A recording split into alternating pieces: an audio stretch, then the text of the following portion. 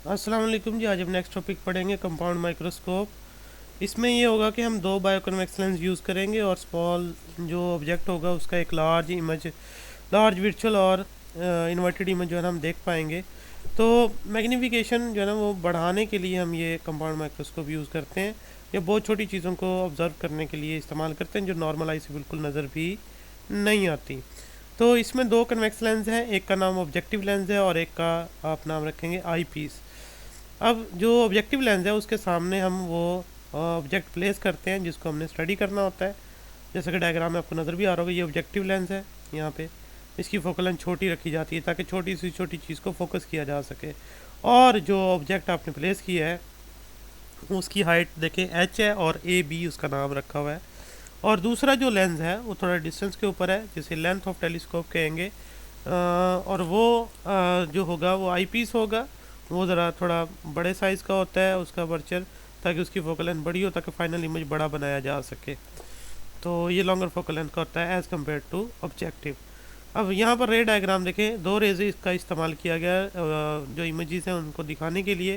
पहले जो objective lens है उसकी फोकल लेंथ देखें एफ नॉट दिखाई गई है और जो ऑब्जेक्ट डिस्टेंस है वो पी नॉट दिखाया गया है, जो कि यहाँ पर हम फाइनली ए और बी और उसकी हाइट एच देख रहे हैं। एक रे जो है वो बिल्कुल ऑप्टिकल सेक्टर से पास कर रही है ऑब्जेक्टिव लेंस के और जाके वो नीचे रे से मीट करती है। दूसरी रे जो है वो पहले फोकल लेंस से पास करती है और लेंस के लोअर पार्ट से रिफ्रैक्ट होने के बाद, यानी ऑब्जेक्टिव लेंस के लोअर पार्ट से रिफ्रैक्ट होने के बाद वो आगे स्ट्रेट पैरेलल हो जाती है प्रिंसिपल एक्सिस के, और वो पहली रे को मीट करती है एक पॉइंट के ऊपर, जो कि पॉइंट कहाँ मौजूद है, आई पीस की फोकल लेंथ के अंदर मौजूद है। मीन्स आपने ऑब्जेक्टिव और आई पीस दोनों का डिस्टेंस इस तरह से एडजस्ट करना है कि ऑब्जेक्टिव लेंस जब भी एक ऑब्जेक्ट का रियल इन्वर्टेड इमेज बनाए और वो इमेज कहाँ बने, आई पीस की फोकल लेंथ के अंदर बने।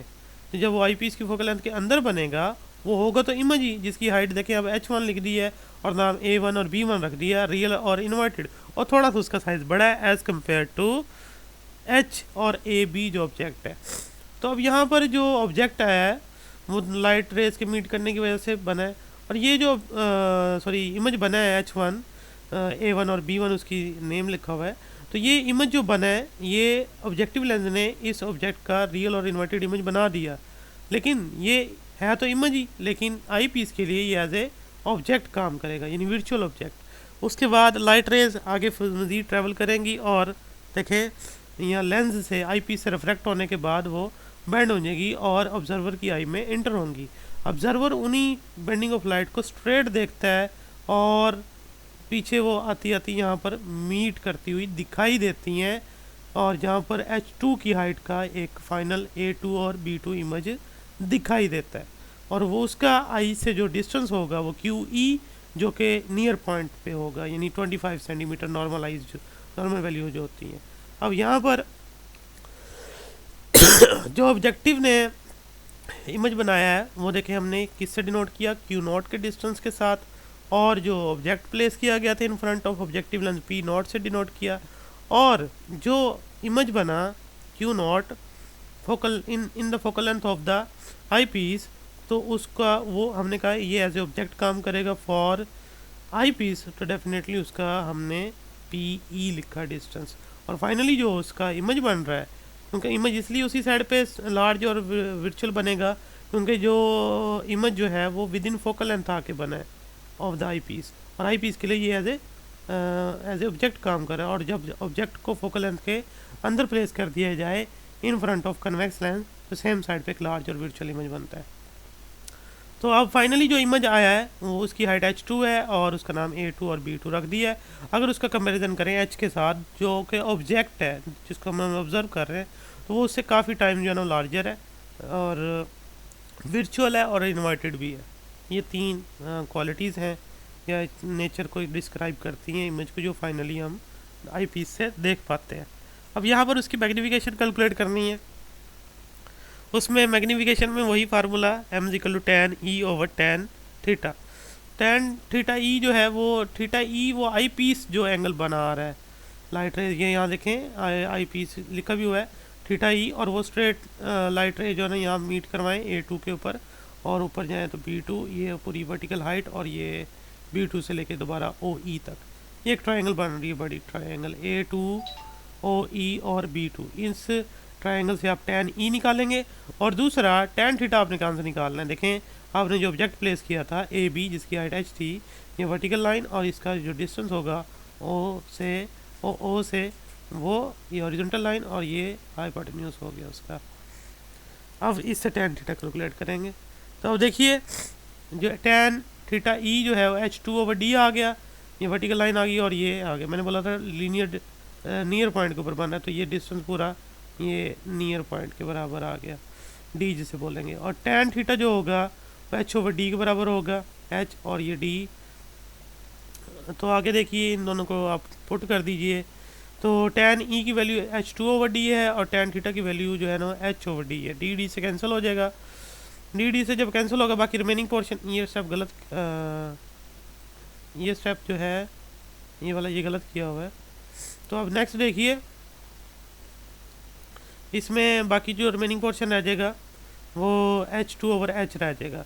फिर आपने मल्टीप्लाई भी करना और डिवाइड भी करना है H1 से। देखिए, H1 ऊपर भी मल्टीप्लाई किया और नीचे डिवाइड भी कर दिया, H2 ऊपर है और H नीचे जो पहले भी था।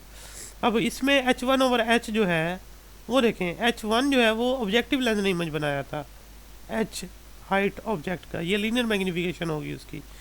और उसके बाद जो फाइनली आई पीस था उसने H1 का इमेज बनाया, जो की हाइट H2 आई, तो H2/H1 ये मैग्नीफिकेशन हो गई M2 की। उसके बाद फिर M2 जो है वो इसकी आई पीस की मैग्नीफिकेशन हो गई। तो हमने लिख दिया H1/H की जगह M1 और H2/H1 की जगह M2, यानी H1/H मैग्नीफिकेशन हो गई है ऑब्जेक्टिव लेंस की, और H2/H1 मैग्नीफिकेशन हो गई आई पीस की। अब इन दोनों की वैल्यूज पुट करें। लीनियर मैग्नीफिकेशन जो सिंपली है यानी कि वो Q/P, तो Q0/P हमने लिख दिया। और दूसरा जो आई पीस है वो सिंपल माइक्रोस्कोप की तरह काम कर रहा है, यानी उसकी फोकल लेंथ के अंदर प्लेस कर दिया हमने। वो इमेज जो बना था, जो ऑब्जेक्टिव लेंस ने बनाया, तो उसके लिए एज ए वर्चुअल ऑब्जेक्ट काम कर रहा है जो उसकी फोकल लेंथ के अंदर पड़ा है। तो सेम साइड पे एक लार्ज वर्चुअल, यानी वो मैग्नीफाइंग ग्लास के तौर पे काम कर रहा है। उसकी जो मैग्नीफिकेशन है 1+D/FE, जो हमने लास्ट टॉपिक में ड्राइव किया था। अब इन दोनों को आप कंबाइन कर दें, M1 और M2 की जो वैल्यूज़ हैं ये आप इसमें पुट कर दें, M1 × M2, तो Q/P और साथ में 1+D/FE आ जाएगा। फिर ऑब्जेक्ट जो रखा गया था प्रिंसिपल एक्स फोकस के बियॉन्ड रखा गया था, नियर यानी प्रिंसिपल फोकस के बियॉन्ड रखा गया था, तो P और F0 जो है वो इक्वल होंगे। तो लेंथ ऑफ टेलीस्कोप जो है Q0 और PE लिखी गई थी, ये देखें, ये जो लेंथ लिखी हुई Q0 और PE, ये देखें Q0 यहाँ तक का डिस्टेंस और PE आगे फर्दर, इन दोनों को ऐड करेंगे ये लेंथ ऑफ टेलीस्कोप बन जाएगी। तो आप जो है वो यहाँ पर प्लेस कर दें, Q0 की जगह जो है वो आप क्या लगा दें L, और PE जो है वो अप्रोक्सीमेटली 0 पुट करें, क्योंकि H1 जो है ना बहुत क्लोज है as compared to eyepiece, यानी H1 जो इमेज बना था वो आई पीस के बहुत क्लोज है, यानी उसकी फोकल लेंथ के अंदर जो पड़ा हुआ था, इस वजह से। तो आप PE को इग्नोर कर दें, बाकी L जो रह जाएगा वो Q0 के बराबर रह जाएगा। तो M = L/F0 × 1+D/FE।